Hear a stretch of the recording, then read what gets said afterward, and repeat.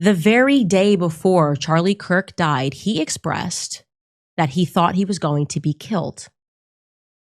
He told these people, I think they're going to kill me. So we know Candace Owens has been dropping bombshells after bombshells about this Charlie Kirk situation. In fact, she released some text just the other day. We covered this, where Charlie Kirk, 48 hours before his assassination, said, oh, another $2 million a year donor canceled because of Tucker. I'm thinking of inviting Candace. Jewish donors play into all the stereotypes. I cannot and will not be bullied like this, leaving me no choice but to leave the pro-Israel cause. That was 48 hours before Charlie Kirk was assassinated, and TPUSA would not comment on it. They tried to pretend it didn't exist until she produced the receipts. And when she did, this is the new head of the TPU. This is what he said. Started this show to address some of the things that have been going around on public, namely about a group text chain that has been made known and released by Candace Owens.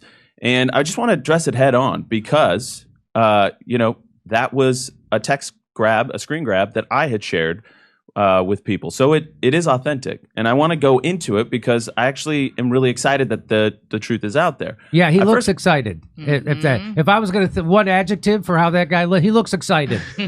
Oh, thank God somebody proved me a liar, and I was trying to cover this up. And son of a bitch. So why do I bring this up? Because Candace Owens has a new bombshell.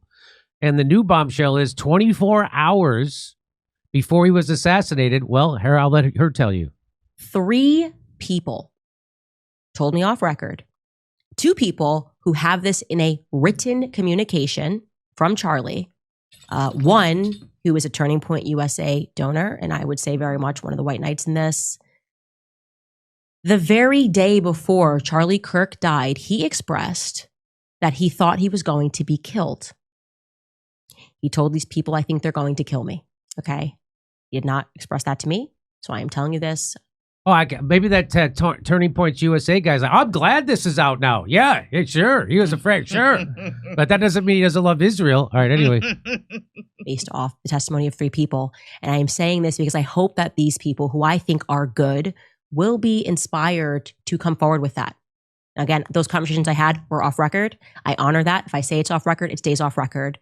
But I'm hoping that watching what I am doing and feeling the energy that is rising across the world for people who want to know what the heck happened on 9/10, that, they will be brave and they will say, yeah, Charlie did the day before he died think that he was going to be killed, and maybe tell us, who is they? Well, for once and for all, who is they? Who is the they that he thought were going to kill him?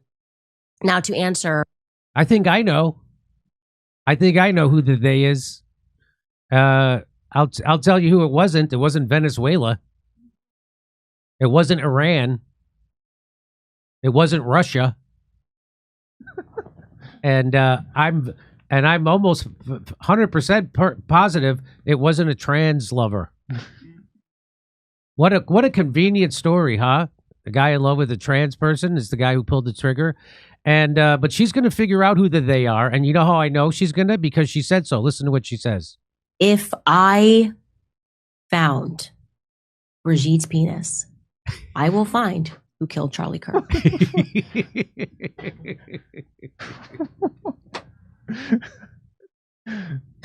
I love Candace Owens. I think she's fantastic. Don't have to agree with somebody on everything, but we agree on a lot. And that's what they don't want. They don't want people on the left and the right to realize that you agree on a lot and that you share a common enemy.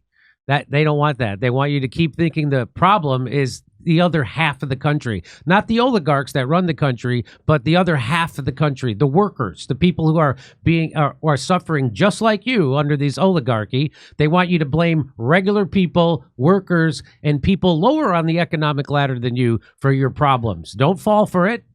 We can agree on lots of things. People on the left and the right, that's what they don't want you to know, that we agree on a lot of things.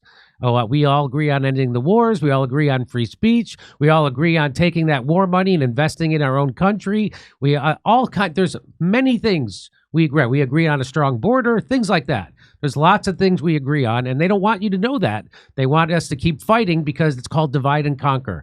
And the more they can keep us divided, the more they can keep us conquered. Because if we come together, we can actually overthrow this oligarchy, and that's the last thing they want you to know. So great work by Candace Owens. What else do I have here? Oh, so here's one more thing. So that's 48 hours before Charlie Kirk's assassination. He was saying, I'm not, his Jewish donors were playing into all the anti-Semitic tropes that he could think, stereotypes he could think of, and he could no longer support Israel. 24 hours before, he said he was afraid they were going to kill him. And this is after he said all, that was after he said all this. And Jewish donors, they have a lot of explaining to do, a lot of decoupling to do, because Jewish donors have been the #1 funding mechanism of radical, open border, neoliberal, quasi-Marxist policies, cultural institutions, and nonprofits. This is a beast created by secular Jews. And now it's coming for Jews, and they're like, what on earth happened? And it's not just the colleges. It's the nonprofits, it's the movies, it's Hollywood, it's all of it. It's like time for you guys to wake up and say no more. Draw a line in the sand. I don't care if you hate me. Whoa. It's the nonprofits, it's the movies, it's Hollywood. Whoa. And he's calling out his Jewish donors. I don't know. Well, who do you think the they is? I don't know. Who do you think the they is? A lot of people speculating it's Israel, again, because they have a long history of assassinating people that are inconvenient for them. And Charlie Kirk had become inconvenient for them because he was definitely the most popular leader and a charismatic leader of conservatives under 30. So he was more powerful with those people than Trump. He was more powerful with those people than anybody. And he had turned against Israel. And that's all it took for him to be afraid for his life. 24 hours before he was assassinated, he said, I think they're going to assassinate me. Wow. Candace Owens is tearing it up. I'm here with Chris Keene. Chris Keene is a hilarious comedian. He's with us today. Christy, what do you have to say about this story? I just want to hear Candace talk about penis more. I really like that. Okay. How dare you joke about this? You look great today, Jimmy. Oh, thank you. I appreciate it. Yeah. You're real zaddy. Anyone ever tell you that? I don't know what that means. Oh, it's like a hot older man. Oh, okay. Yeah. Well, you could skip that. Steph told me to say that. Oh, really? It's nice. It's about just put the camera back on, Chris. It's 76 degrees in Los Angeles, but it's nice to know you are dedicated to you live your life as the Fonz. I do. And so you have your black leather jacket on. Yeah, I'm nice. Getting ready for the Grease remake. Okay. Yeah. Okay. I was going to dress like more. Tell me more. Yeah, Did it get very far? All right. Well, Candace Owens doing it again. Great work by Candace Owens. If you like to hear my jokes about Kash Patel and this whole Charlie Kirk's situation, come see me do comedy in Irvine, California. Australia, all our first shows have sold out in Australia. We're adding more shows. So if you click on the ticket link and it says you get an error or there's no tickets, we're adding more shows. Just be patient. We'll see you in Australia. And then we'll be in Burbank the day after Thanksgiving. It's a Friday, the day after Thanksgiving. Everybody's off.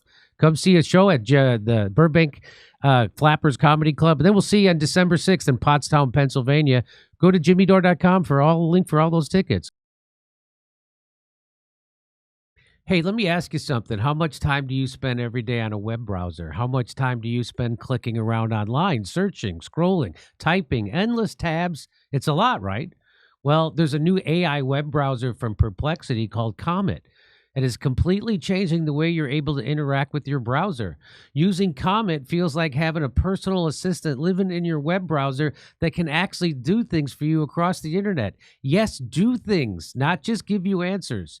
You can ask Comet to handle tasks for you, and it literally clicks, types, searches, and scrolls just like you would to get things done for you in the background while you go about your day. Comet can shop for you. It can make reservations. It can book travel, summarize articles or videos, send emails, schedule meetings, and a lot more to make your life easier. Let me show you how it works. Please find restaurants in Los Angeles that are open late on Thursdays and have jazz music. So now it's going to do that for me. It types it in on its own, and boom. Now there it is. I've been to 2 of these places actually.